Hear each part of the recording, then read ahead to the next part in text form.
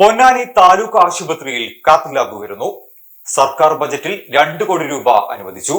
പ്രായഭേദമന്യേ ഹൃദയ സംബന്ധമായ അസുഖങ്ങൾ വർദ്ധിക്കുന്ന സാഹചര്യത്തിൽ സർക്കാർ തലത്തിൽ പുതിയ കാത്ത് ലാബ് പൊന്നാനി താലൂക്ക് ആശുപത്രിയിൽ സ്ഥാപിക്കാൻ ബജറ്റിൽ 2 കോടി രൂപ വകയിരുത്തിയത് നിർധന രോഗികൾക്ക് ഏറെ ആശ്വാസമാകും.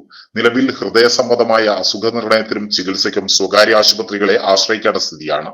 ഹൃദയരോഗ ചികിത്സയ്ക്ക് ലക്ഷങ്ങൾ ചെലവഴിക്കേണ്ട സാഹചര്യത്തിൽ സർക്കാർ സംവിധാനത്തിൽ കാത്ത് ലാബ് സ്ഥാപിച്ചാൽ ഇത് രോഗികൾക്ക് ഏറെ സൗകര്യപ്രദമാകും. ഹൃദയ സംബന്ധമായ അസുഖങ്ങൾ കണ്ടെത്തുന്നതിനും ചികിത്സിക്കുന്നതിനും വേണ്ടി ഡോക്ടർമാർ അത്യാധുനിക ഇമേജിംഗ് സംവിധാനങ്ങൾ ഉപയോഗിക്കുന്ന പ്രത്യേക മുറിയായ കാത്ത് ലാബ് പൊന്നാനി താലൂക്ക് ആശുപത്രിയിൽ യാഥാർത്ഥ്യമാകുന്നതോടെ ചെലവ് കുറഞ്ഞ രീതിയിൽ ചികിത്സ ഉറപ്പാക്കാനാകും.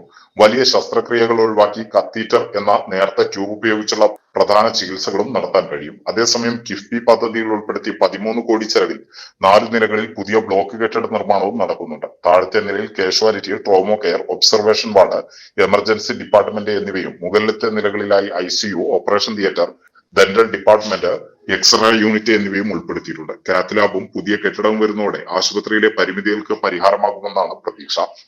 എന്റെ ഇഷ്ടങ്ങൾ എന്റെ ഫാമിലിക്ക് അറിയാം. Family wedding centre.